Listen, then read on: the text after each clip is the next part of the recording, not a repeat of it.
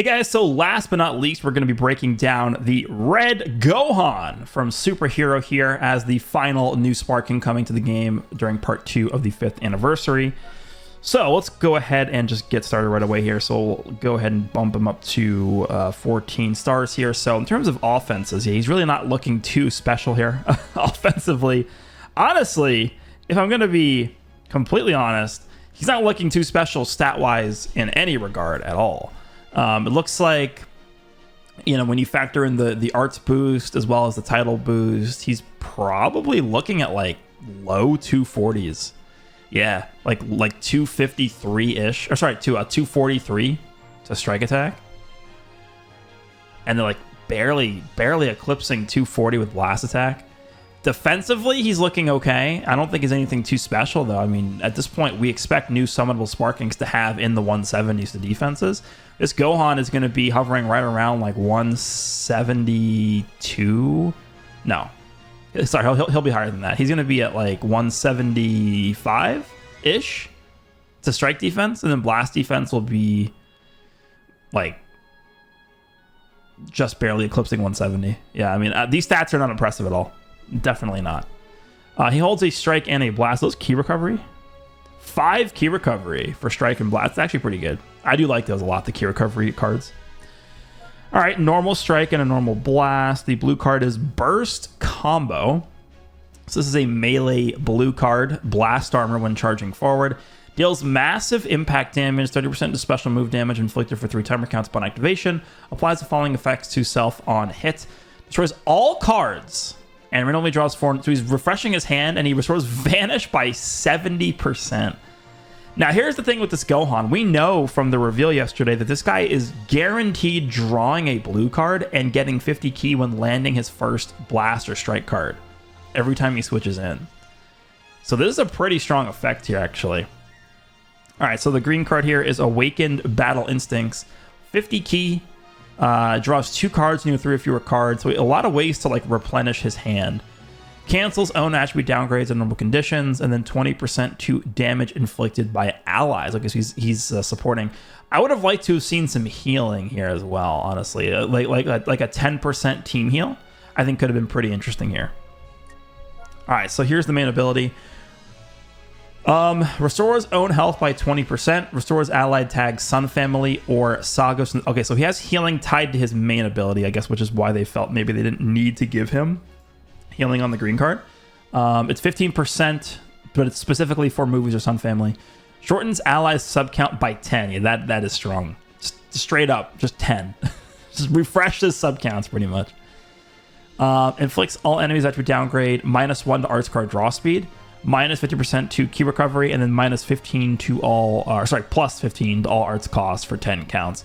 This is good because it's all enemies. It's not just the current enemy that's switched in. So, yeah, this is a pretty traditional, like, main ability for a support character. The interesting thing about this is he of course is getting affected by the ally heal as well. So this character is going to be healing by 35% from this main ability. Unfortunately, it doesn't give him any key, which is interesting. But he has other ways of getting key, which we'll look at in a second here. So he has a nice Z ability too. He's giving 3% to special move damage inflicted by Sagos in the movies, and then 35% to Sagos in the movies, Sun Family, or tag Hybrid Saiyan, strike and blast attack. Pretty good. I think that is a pretty good Z ability.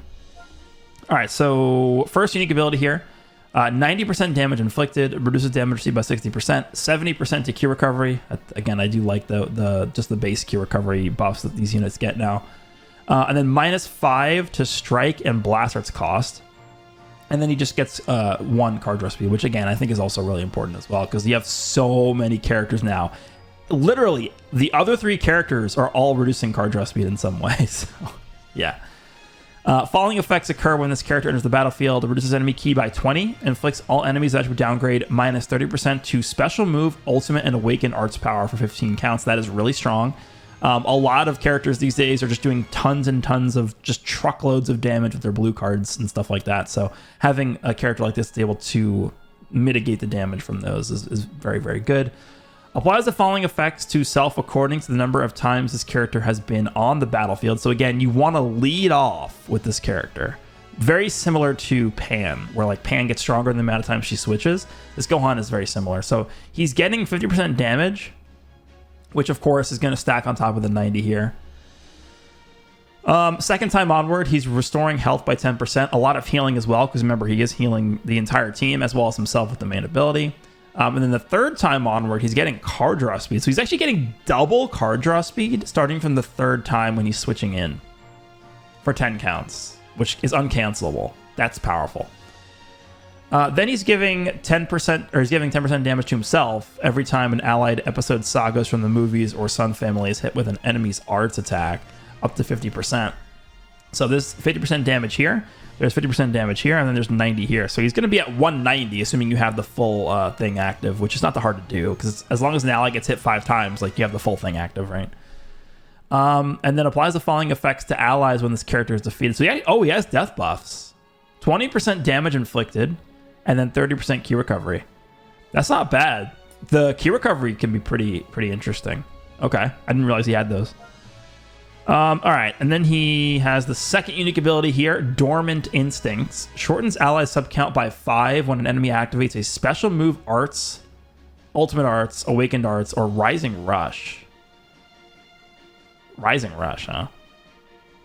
Applies the following effects to self upon landing a strike or a blast arts hit. Activates once. Yeah, this is the thing I was talking about before.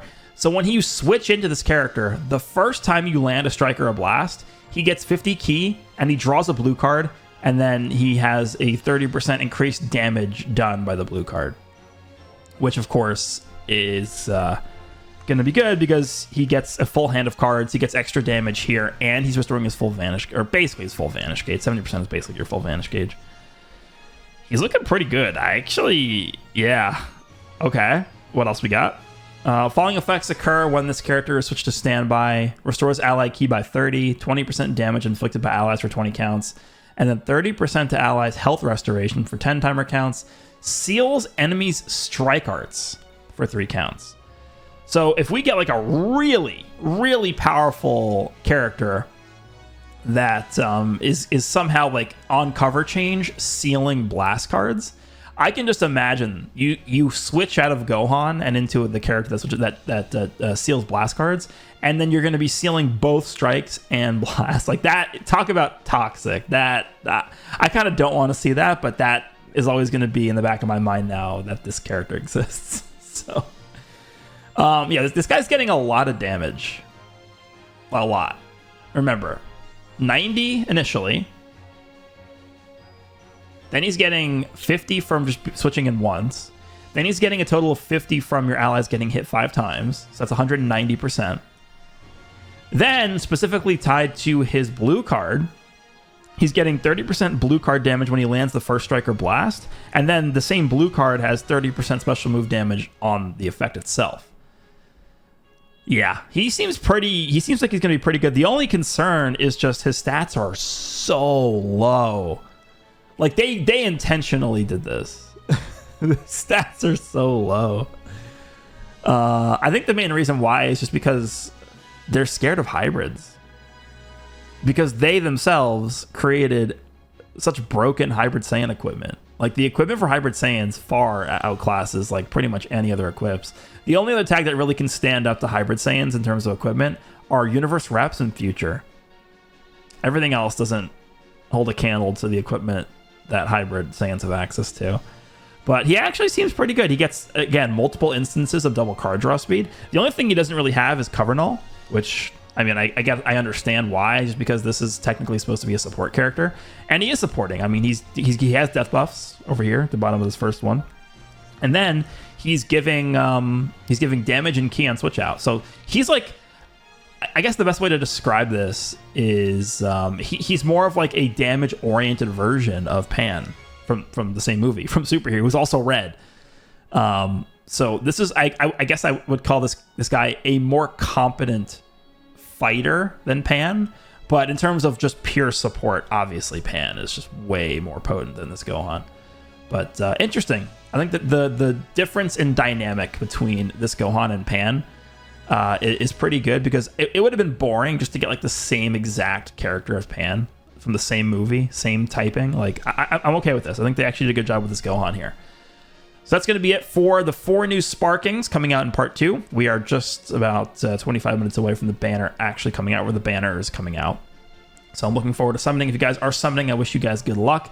Let me know what you guys thought about this base Gohan. Hope you guys enjoyed, and I'll see you guys real soon for the summons.